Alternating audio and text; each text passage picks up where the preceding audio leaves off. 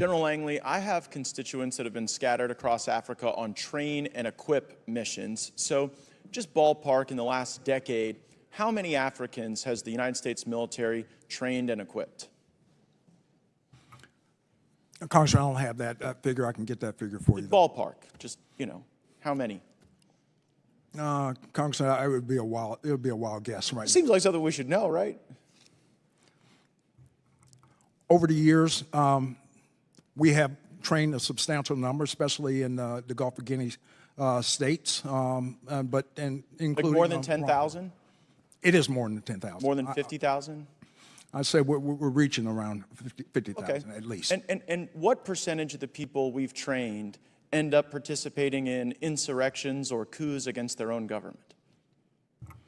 Very small number, Congressman, very small number. So what percentage do you think? I'd say probably less than 1%.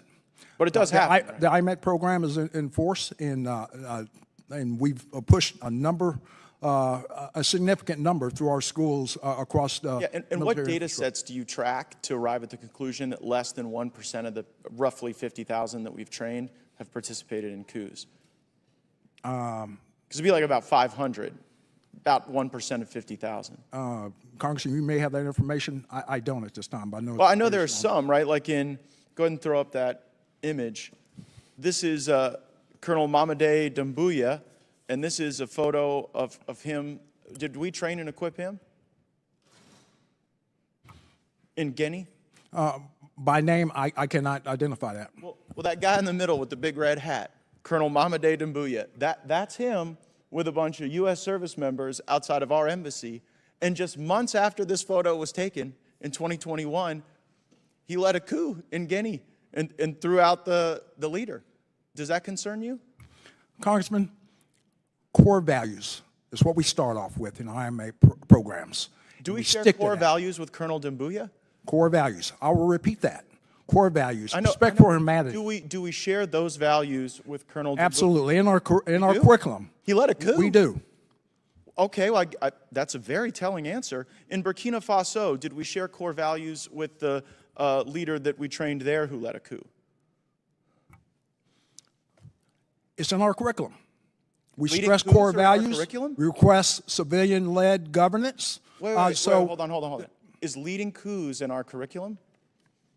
Absolutely not. So civilian-led. My question is, do we share core values with the coup leader in Burkina Faso who we trained? Holistically, we teach core values with a respect for civilian governance, apolitical, and that's what sticks across a very high percentage in the 99 percentile. Right? But not everybody. And I wonder how many people it takes to plan a coup. I mean, initially you didn't know how many we trained and equipped. Then you said it was 1%. You had no basis for that 1% number because there's no data set you track. Mr. Chairman, I seek unanimous consent to enter into the record. Another U.S. trained soldier stages a coup in West Africa by the Intercept.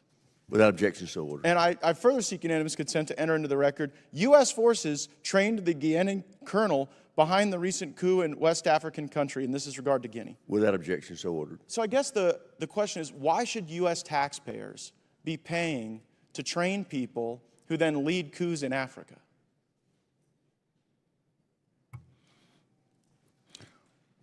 Congressman, our curriculum harvests core values and also to be able to embolden these countries for a representative democracy. But General, that democracy isn't what emerges.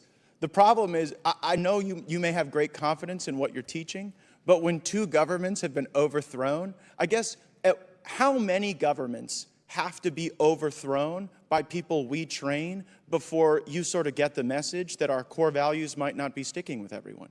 Is it 5 countries? 10?